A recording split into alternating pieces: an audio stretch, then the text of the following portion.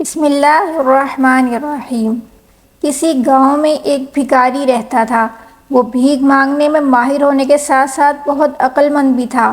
اس کا ایک شاگرد تھا جو بالکل بے وقوف سا تھا۔ بھیک مانگنے کا طریقہ اس نے اپنے استاد سے سیکھا تھا۔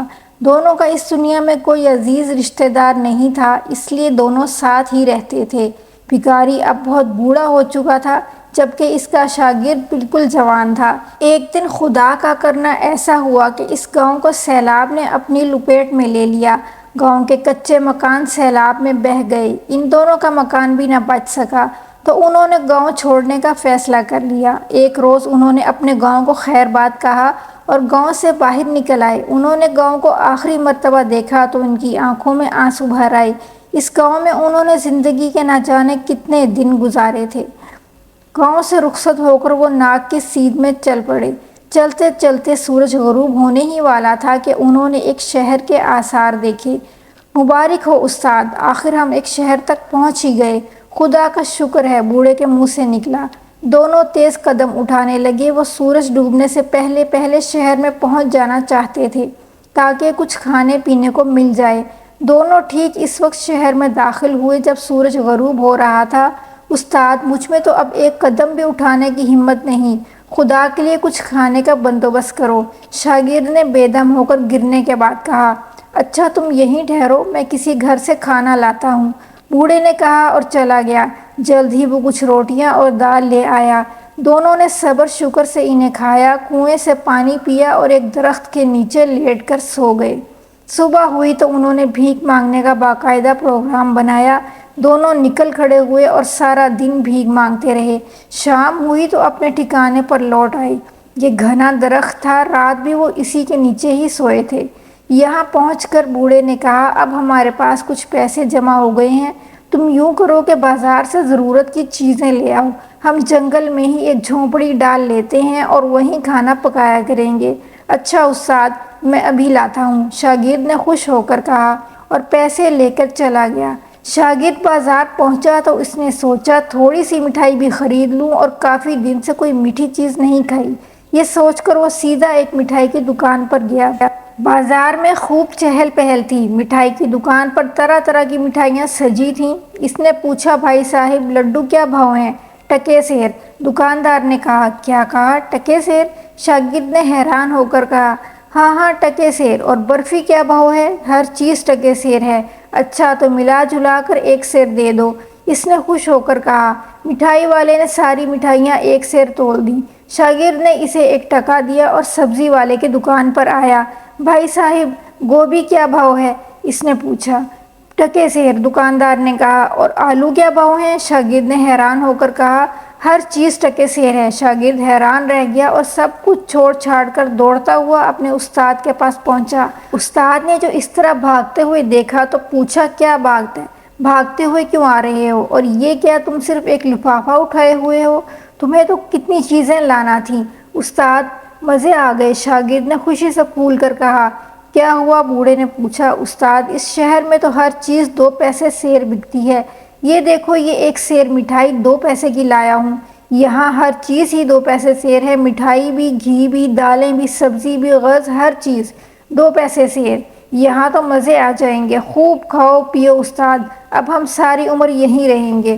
استاد اس کی باتیں سن کر چپ رہ گیا، اس کے منہ سے کوئی لفظ نہ نکل سکا۔ کیا بات ہے استاد، تمہیں خوشی نہیں ہوئی؟ نہیں بیٹا، مجھے سن کر کوئی خوشی نہیں ہوئی۔ مگر کیوں استاد جی؟ اب ہم اچھی اچھی چیزیں ٹکے سیر لے کر کھایا کریں گے، اب کچھ پکانے کی ضرورت نہیں، بس بازار سے خرید کر کھا لیا کریں گے۔ تم بے وقوف ہو، یہاں رہنا ٹھیک نہیں، استاد نے فکر مند ہو کر کہا۔ یہ تم کیا کہہ رہے ہو استاد؟ میں تو یہاں سے ہرگز نہیں جاؤں گا، اس سے زیادہ مزے اور کہاں آئیں گے؟ بھلا کوئی ایسی جگہ بھی ہو سکتی ہے جہاں ہر چیز ٹکے سیر بکتی ہو؟ اس لیے تو کہہ رہا ہوں کہ یہاں رہنا ٹھیک نہیں ہے، یہ اندھیر نگری ہے۔ تم کچھ بھی کہو استاد، میں اس جگہ کو چھوڑ کر نہیں جاؤں گا۔ اگر میں یہاں نہ رہوں تو؟ استاد نے پوچھا۔ تو بھی میں یہیں رہوں گا، اور میں تو کہتا ہوں تم بھی نہیں جاؤ، زندگی کے باقی دن یہیں عیش و آرام سے گزاریں گے۔ نہیں، میں یہاں نہیں رہ سکتا، استاد بھی ضد پر اڑ گیا۔ خیر دونوں نے مٹھائی کھائی اور سو گئے۔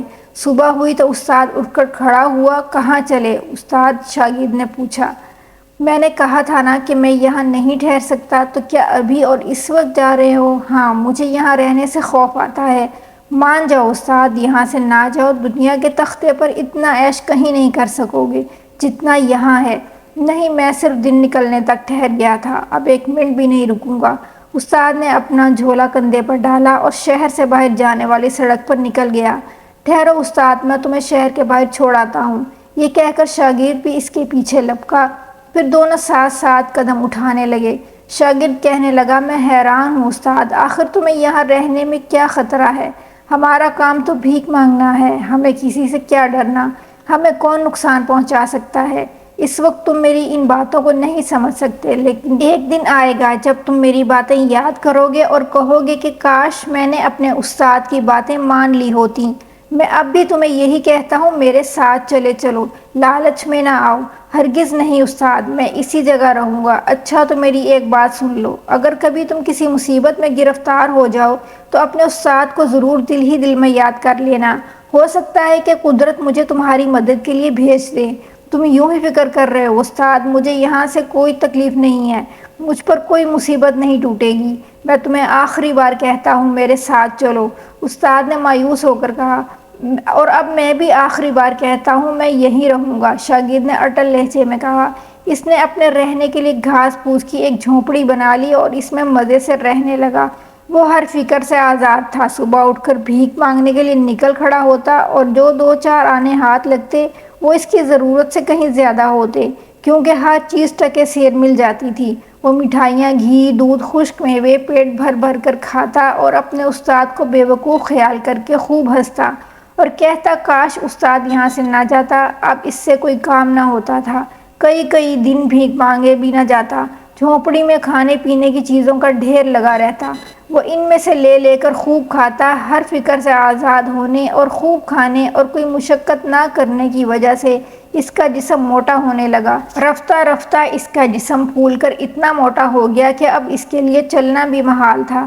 جب پیسے ختم ہونے لگتے، بازار میں جا کر کسی موڑ پر بیٹھ جاتا، شہر کے لوگ اس کے موٹاپے پر ہنس کر اسے کچھ نہ کچھ دے دیتے، جن سے وہ پھر سیروں کے حساب سے چیزیں خرید کر جھونپڑی میں جمع کر لیتا اور کھانے لگتا۔ اب یہی اس کی زندگی تھی اور اس کا موٹاپا روز بروز بڑھتا چلا جا رہا تھا۔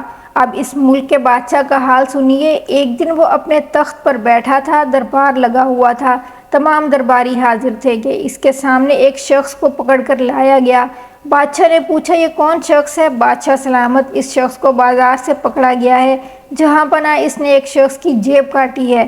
وہ کہاں ہے جس کی جیب کاٹی ہے؟ بادشاہ نے اس سے پوچھا۔ وہ باہر موجود ہے، سپاہی بولا۔ اسے پیش کرو، بادشاہ نے حکم دیا۔ اس شخص کو پیش کیا گیا۔ بادشاہ نے اس سے پوچھا، اس شخص نے تمہاری جیب کاٹی ہے؟ جی ہاں، اس نے جواب دیا۔ تم نے اسے جیب کاٹنے ہی کیوں دی؟ بادشاہ نے غرا کر پوچھا۔ وہ شخص گھبرا گیا۔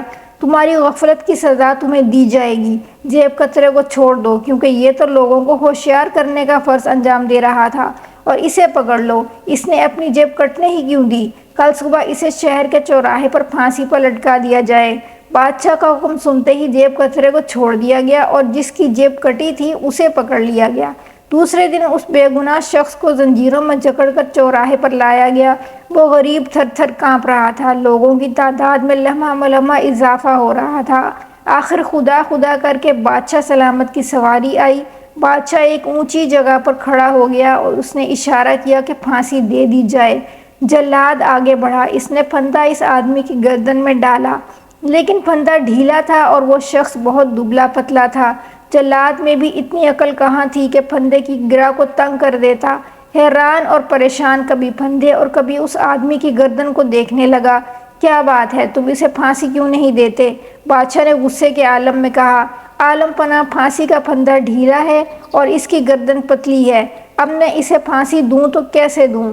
بادشاہ نے یہ سنا تو سوچ میں پڑ گیا۔ اس کے وزیر اور امیر پریشان ہو گئے، سب مل کر سوچنے لگے کہ پھانسی کیسے دی جائے، لیکن کسی کو سمجھ میں نہ آیا کہ پھندے کی گرہ کو تنگ کر کے پھانسی دی جا سکتی ہے۔ جب کسی کے سمجھ میں کچھ نہ آیا تو بادشاہ بولا، تم سب بالکل بے وقوف ہو، گدھے ہو، جو اتنی سی بات بھی نہیں سوچ سکتے کہ اگر اس شخص کی گردن میں پھانسی کا پھندا نہیں آتا اور شہر میں جس کی گردن میں یہ پھندا فٹ آ جائے اسے پھانسی دے دو۔ لیکن پھانسی دینے سے پہلے ہمیں ضرور اطلاع دی جائے، کیونکہ ہم یہ تماشا اپنی آنکھوں سے دیکھنا چاہتے ہیں۔ بادشاہ کا حکم سن کر سب لوگ اس کی عقل مندی کی داد دے بغیر نہ رہ سکے۔ اس نے کتنی شاندار ترکیب بتائی۔ پھندا اتار کر سپاہیوں کو دے دیا گیا اور وہ ایسے شخص کی تلاش میں نکل کھڑے ہوئے جس کی گردن میں یہ پھندا فٹ ہو جائے۔ سب سے پہلے وہ ایک موٹے حلوائی کے پاس پہنچے۔ سپاہیوں نے پھندا اس کی گردن میں ڈال کر دیکھا، لیکن پھندا ابھی بھی ڈھیلا تھا۔ اس طرح وہ لوگوں کے گلے میں پھندا ڈال ڈال کر دیکھتے رہے، لیکن پھندا کسی کی گردن میں فٹ ہی نہیں آیا۔ اچانک سپاہیوں کو ایک موٹا آدمی نظر آیا۔ وہ شخص ایک مٹھائی کی دکان پر کھڑا تھا۔ شاگرد کے پاس کھانے پینے کی چیزیں ختم ہو گئی تھیں، اس لیے وہ بازار کی طرف چل پڑا۔ بازار پہنچتے پہنچتے اس کو 3-4 آنے بھی مل چکے تھے، اس لیے وہ سب سے پہلے ایک مٹھائی کی دکان پر گیا اور اس سے 5 سیر مٹھائی تولنے کے لیے کہا۔ حلوائی مٹھائی تولنے لگا۔ اچانک اس کے ہاتھ سے ترازو چھوٹ کر نیچے گر پڑا۔ کیا بات ہے، کیا تمہارے ہاتھوں میں جان نہیں؟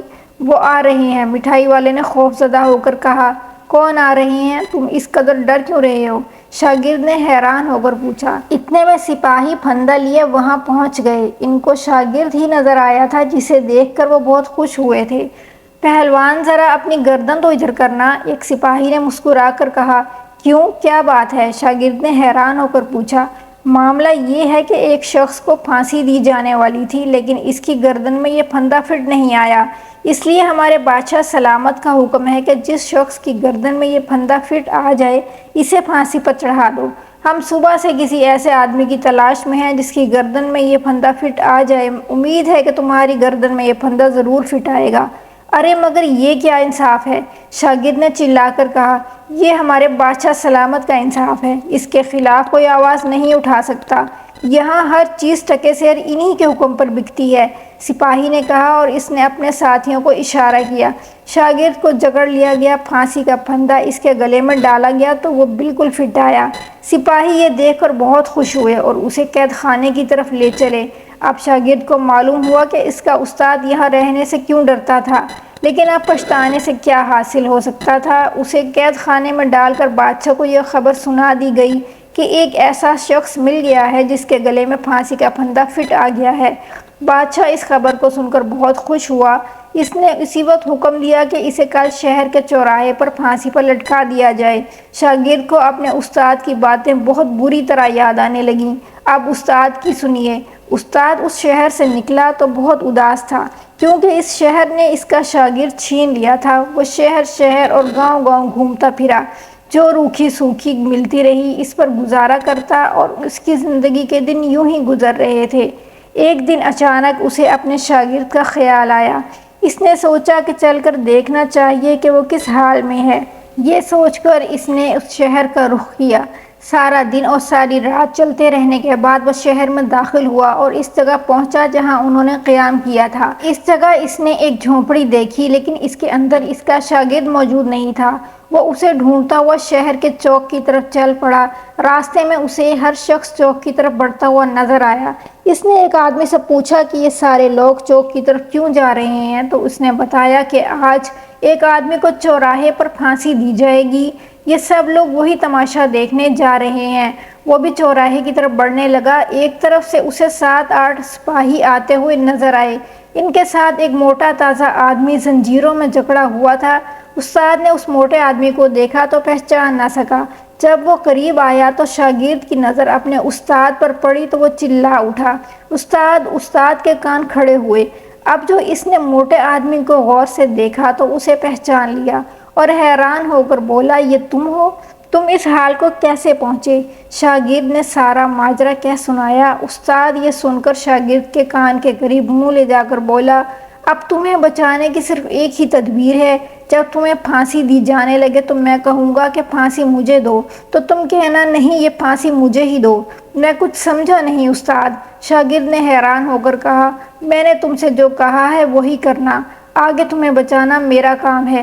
بہت اچھا استاد۔ شاگرد خوش ہو گیا۔ وہ چلتے چلتے چوراہے تک پہنچ گئے۔ شاگرد کو پھانسی کے تختے پر کھڑا کر دیا گیا۔ پھانسی کا پھندا اس کی آنکھوں کے سامنے جھول رہا تھا۔ وہ اسے دیکھ کر سہم گیا کہ کہیں اس کا استاد اسے بچانے میں ناکام نہ ہو جائے۔ آخر بادشاہ کی سواری آئی، لوگوں نے اسے دیکھ کر خوشی سے نعرے لگائے۔ بادشاہ اپنی مخصوص جگہ پر کھڑا ہو گیا۔ اس نے ایک نظر سارے مجمع پر ڈالی اور بلند آواز میں کہنے لگا، اے میری رعایا، آخر ہم اس آدمی کو پانے میں کامیاب ہو ہی گئے جس کے گلے میں یہ پھندا فٹ آ گیا ہے۔ اب میں حکم دیتا ہوں کہ اسے پھانسی دے دی جائے۔ جلاد نے یہ سن کر پھانسی کا پھندا شاگرد کی گردن میں پھنسانے کی کوشش کی۔ عین اسی وقت استاد زور سے چلایا، ٹھہرو، اس کو پھانسی نہ دو بلکہ پھانسی مجھے دو۔ سارے مجمع میں سناٹا طاری ہو گیا۔ جلاد کے ہاتھ رک گئے۔ بادشاہ چونک اٹھا۔ سب مڑ مڑ کر استاد کی طرف دیکھنے لگے جو مجمع سے نکل کر پھانسی کے تختے کی طرف بڑھ رہا تھا۔ کون ہو تم اور تمہیں سرکاری کاموں میں دخل دینے کی جرأت کیسے ہوئی؟ بادشاہ نے پوچھا۔ اس کی جگہ مجھے پھانسی دے دو، استاد نے کہا۔ نہیں بادشاہ سلامت، یہ ظلم نہ کیجیے، پھانسی مجھے ہی دیں، اس کا شاگرد بولا۔ ہرگز نہیں، پھانسی مجھے ہی دیں، استاد نے کہا۔ ان کی تکرار جاری تھی اور سب لوگ حیران تھے۔ آج تک انہوں نے اپنی زندگی میں کوئی ایسا آدمی نہیں دیکھا تھا جو اپنے آپ کو پھانسی دلانے کے لیے ضد کرے، اور یہاں تو ایسے دو آدمی موجود تھے۔ بادشاہ نے حیران ہو کر پوچھا، آخر بات کیا ہے؟ تم کیوں پھانسی پانا چاہتے ہو؟ بس آپ اس کو چھوڑ دیں اور مجھے پھانسی دے دیں، استاد نے کہا۔ بادشاہ نے حیران ہو کر کہا، تم دونوں پھانسی پانے کے لیے اتنے بے چین کیوں ہو؟ بادشاہ کے لیے بے چینی بڑھتی جا رہی تھی۔ دوسرے لوگ بھی سانس روک کے کھڑے تھے۔ استاد نے بتانا شروع کیا، بات دراصل یہ ہے بادشاہ سلامت کہ آج کا دن بہت ہی مبارک ہے۔ آج کے دن جو بھی پھانسی پائے گا سیدھا جنت میں جائے گا۔ اس لیے مرنا تو ایک دن ہے ہی، اس لیے اس موٹے کی بجائے آپ مجھے پھانسی دے دیں۔ یہ سننا تھا کہ چاروں طرف سے شور سنائی دینے لگا۔ وزیر نے کہا، میں یہاں کا وزیر ہوں، اس لیے آپ مجھے پھانسی دیں تاکہ میں سیدھا جنت میں چلا جاؤں۔ بادشاہ نے چونک کر اسے دیکھا۔ عین اسی وقت دوسرے کئی لوگ چلا اٹھے، پھانسی مجھے دی جائے، پھانسی مجھے دی جائے۔ بادشاہ پریشان ہو گیا کہ پھانسی کسے دے اور کسے نہ دے۔ شاگرد حیران ہو کر کبھی استاد کو دیکھتا اور کبھی مجمع کو، اور دل ہی دل میں خوش ہوتا۔ بادشاہ نے ہاتھوں کے اشارے سے مجمع کو خاموش کیا اور بولا، سب سے زیادہ حقدار میں ہوں، میں تمہارا بادشاہ ہوں، اس لیے آج پھانسی پر چڑھ کر میں جنت میں جاؤں گا۔ سب لوگ حیران تھے، بادشاہ کے آگے کون کیا کر سکتا تھا؟ سب لوگ بادشاہ کو پھانسی کے تختے پر جاتے دیکھتے رہے، یہاں تک کہ وہ تختے پر چڑھ گیا۔ اس نے موٹے کو نیچے اترنے کا اشارہ کیا۔ شاگرد خدا کا شکر ادا کرتے ہوئے نیچے اترا۔ بادشاہ نے جلاد کو حکم دیا کہ وہ ایک نیا پھندا لائے جو بادشاہ کی گردن میں فٹ آ سکے۔ جلاد نے حکم کی تعمیل کی اور بادشاہ کے گلے میں ایک نیا پھندا ڈال دیا۔ چنانچہ بادشاہ کو پھانسی دے دی گئی۔ بادشاہ کی پھانسی کا منظر لوگ حیرت سے دیکھنے میں مشغول تھے کہ ان کا بادشاہ سیدھا جنت میں جا رہا ہے۔ اس موقع سے فائدہ اٹھاتے ہوئے استاد اور شاگرد دونوں چپ چاپ مجمع سے باہر نکل آئے اور خدا کا شکر ادا کیا۔ دوستو، یہ کہانی آپ کو کیسی لگی؟ کمنٹس میں اپنی رائے کا ضرور اظہار کیجیے گا اور ہمارے چینل کو سبسکرائب ضرور کیجیے گا۔ ویڈیو دیکھنے کا بہت بہت شکریہ۔